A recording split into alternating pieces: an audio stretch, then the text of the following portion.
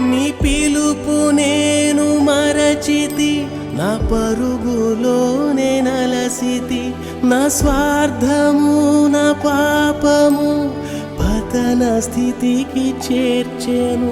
నా అంతమెటుల నుండునో భయము పుట్టుచున్నది. దేవా నన్ను మన్నించుము, నా బ్రతుకు మార్చుము.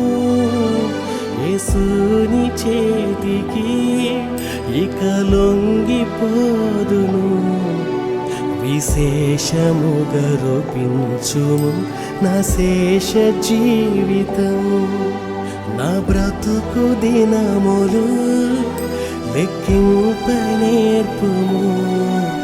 దేవాయి భువిని వీడు గడియ నాకు చూపుము. ఇంకొంతకాలం